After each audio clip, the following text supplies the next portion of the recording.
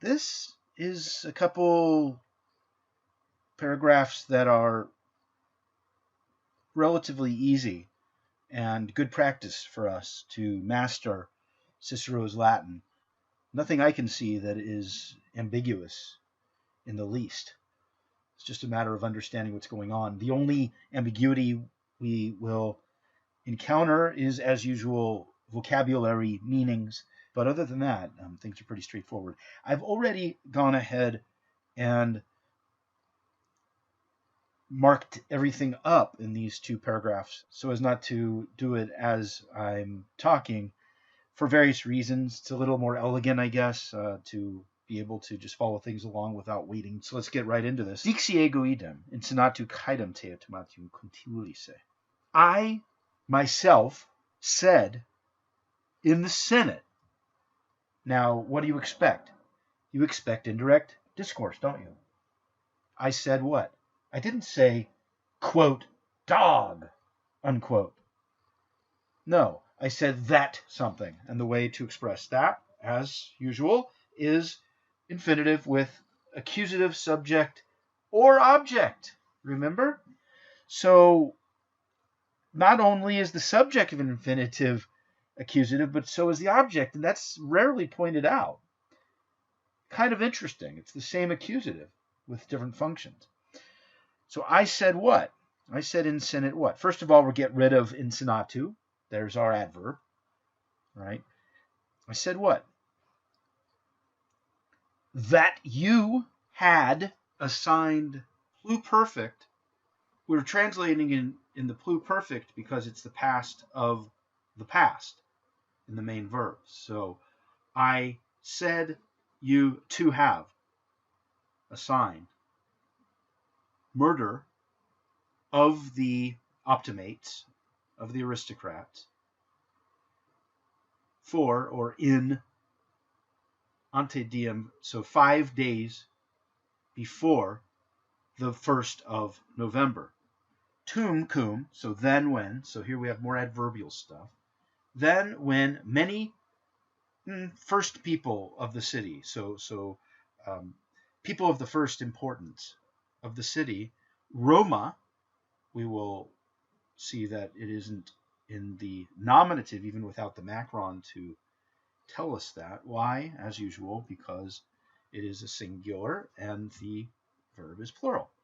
So we have to have an ablative, and so that makes sense given the nature of the verb to flee forth Roma, from Rome, right?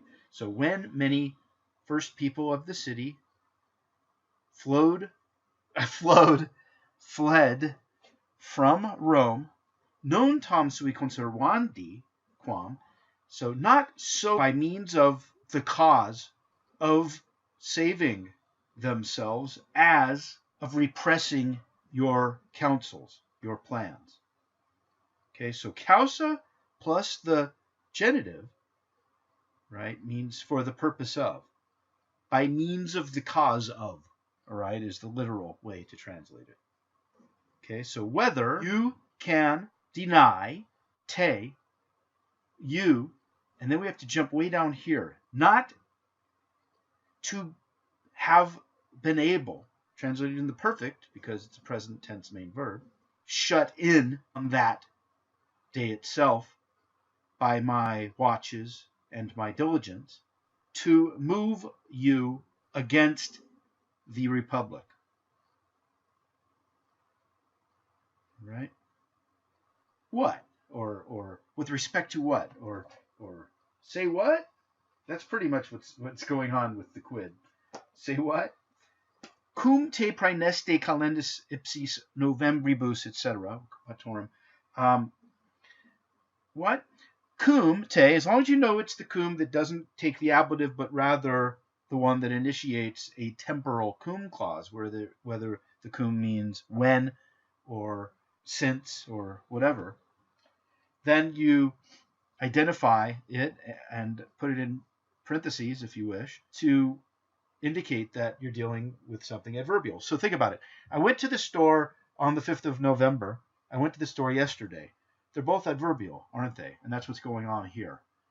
right? So when you were trusting te, yourself, occupaturum, about to occupy, future participle in the accusative, agreeing with the accusative subject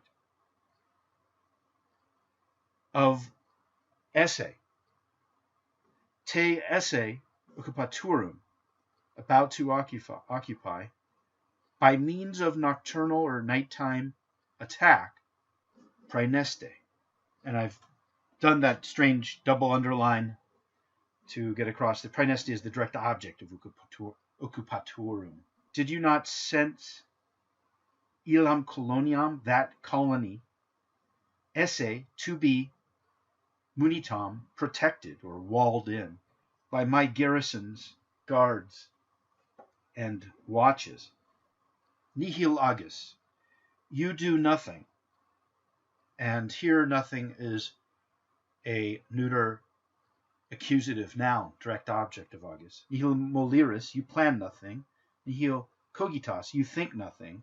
Quod, and all that I double underline that follows it to get across that it is a relative clause initiated by the neuter pronoun, and the antecedent is nihil, which non ego, not I, non modo audiam, will not hear, but also see and openly sense.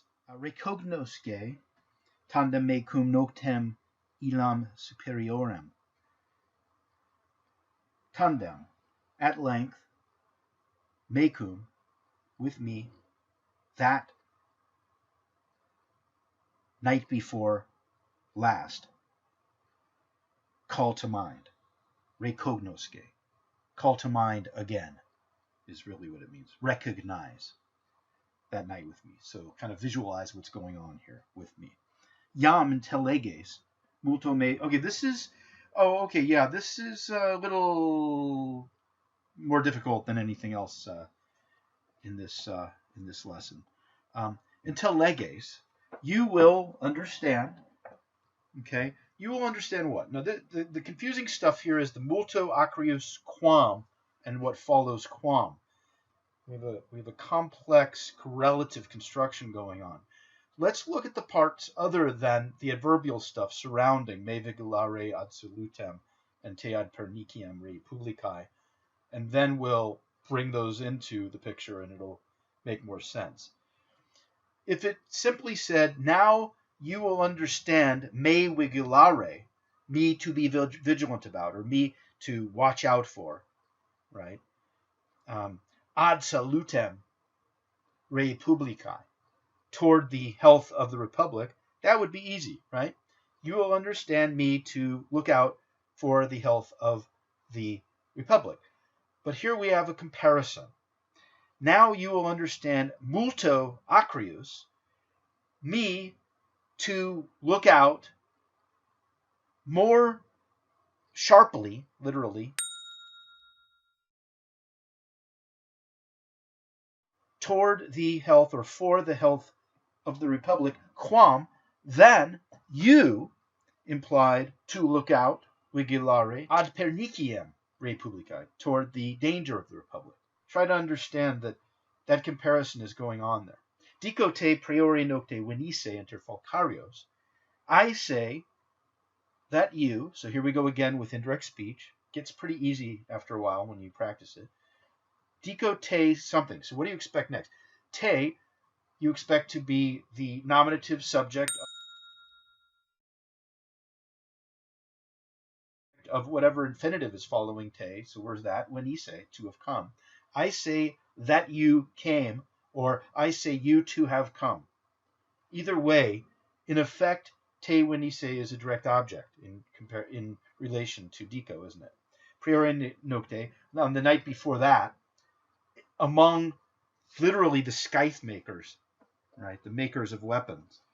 Non agam obscure. This is, I put this in parentheses because it's kind of adverbial. I will not bring this up in the dark. In other words, I've got to get this off my chest is really what's happening here. Into the house of Marcus Lyca. And again, I say, and this time not you to have done something, but rather complures socios, many allies of the same insanity and crime in the same place.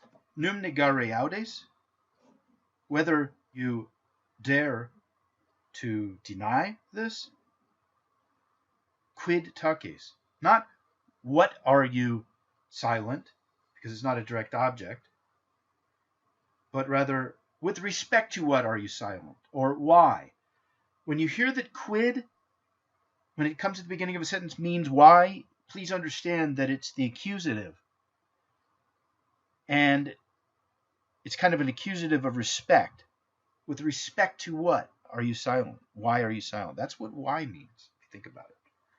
Convicam, I will convict you if you deny it. For I see, and then esse, to be. Now that creates a sense of suspense in the reader. For I see to be. Well, what do I see to be? Something in the accusative, huh? And then to add to the suspense, we have this adverb here, and then another adverbial phrase, in this case a prepositional one, in senatu, in the Senate.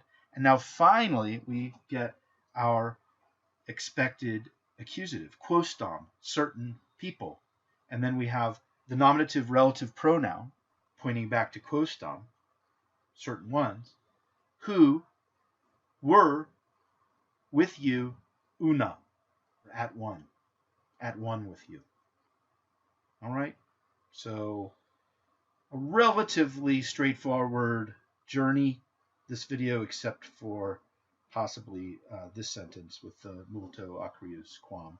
But as long as we understand how it's working, I think that's not so bad either. All right, video 6 coming up.